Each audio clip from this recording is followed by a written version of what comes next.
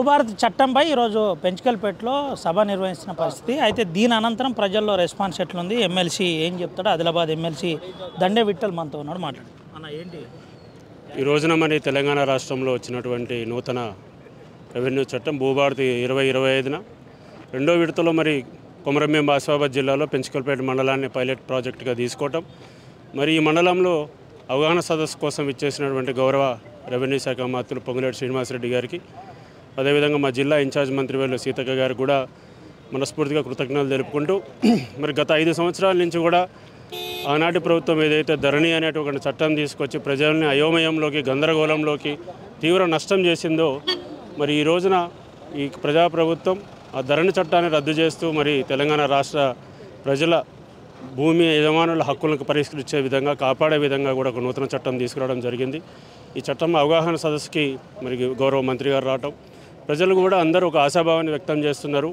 గత 5 సంవత్సరాల నుంచి కూడా ఎన్నో సమస్యలు ధరణిలో పరిష్కారం కాలేదు. అసలు ధరణిలో ఏ సమస్యను ఏ విధంగా పరిష్కరించాలని చేయాలో కూడా అది తెలియపరచలేదు.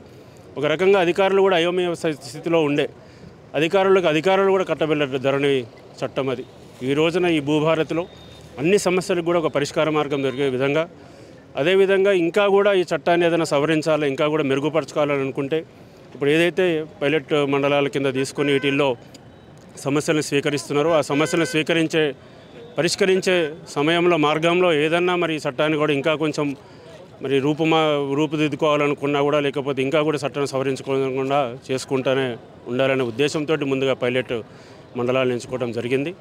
తప్పనిసరిగా ప్రజలకు ఒక మంచి ఆనందాన్ని వ్యక్తం చేస్తున్నారు, ఒక ఆశాభావంలో ఉన్నారు. ఎందుకంటే చాలా సమస్యలు సాదాబైనామా కానివ్వండి, విరాసత్ కానివ్వండి, అదేవిధంగా గతంలో ఎవరో కొంతమంది వీఆర్ఓలు అవినీతి చేసిందని ఒక చిన్న కలంపోటుతోటికి రాత్రి మొత్తం రెవెన్యూ వ్యవస్థనే రద్దు చేసినటువంటి బీఆర్ఎస్ ప్రభుత్వం ఈరోజు తిరిగి మళ్ళీ గ్రామాలలో రెవెన్యూ అధికారిని నియమించుకోవటం. ఎందుకంటే గ్రామాల్లో రెవెన్యూ అధికారి ఉన్నప్పుడు స్థానికంగా ఉన్న సమస్యలు కూడా ఆ అధికారి దృష్టికి వస్తాయి. ఏదైనా చిన్న సమస్యలు ఏర్పడినప్పుడు వారు క్షేత్రస్థాయిలో పరిశీలనకు వెళ్ళినప్పుడు సరైన న్యాయం కూడా చేయగలిగిన వాళ్ళు అవుతారు. కాబట్టి ఈ రోజున మళ్ళీ తిరిగి ఆ రెవెన్యూ వ్యవస్థని మళ్ళీ కూడా మనము పునరుద్ధరించుకోవటం, ఇవన్నీ కూడా శుభ పరిణామాలు.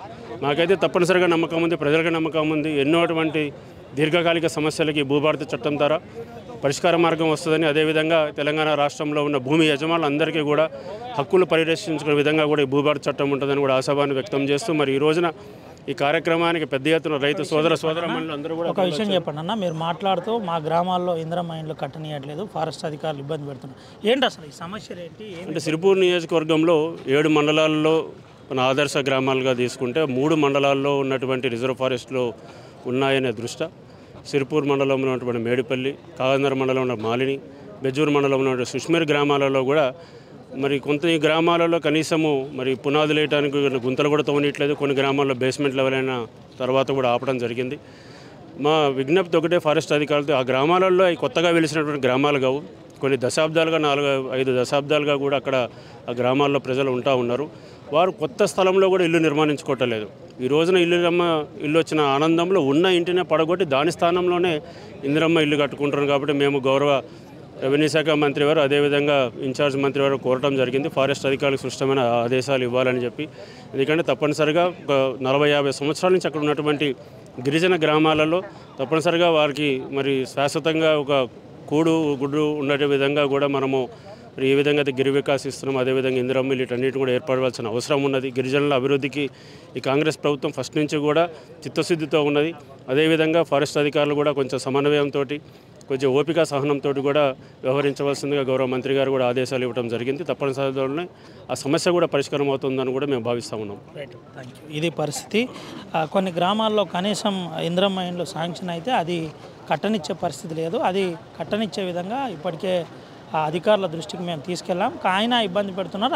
ఆ అంశం ఇలా మంత్రి గారి దృష్టికి తీసుకెళ్లడం జరిగింది. మంత్రి గారు సానుకూలంగా స్పందించారు. పరిష్కారం అవుతుందని ఆశిస్తున్నామని చెబుతున్న పరిస్థితి. అయితే భూభారతి వల్ల మంచి రెస్పాన్స్ వస్తుందని ఆదిలాబాద్ ఎమ్మెల్సీ దండే విఠల్ చెప్పిన పరిస్థితి. సుమంత్ అవినాయక్, RTV, ఆదిలాబాద్. మరిన్ని వీడియోస్ కోసం ఛానల్ ని సబ్స్క్రైబ్ చేయండి. లేటెస్ట్ అప్డేట్స్ కోసం వాట్సాప్ ఛానల్ ని ఫాలో అవ్వండి. ఆ లింక్ డిస్క్రిప్షన్ లో ఉంది.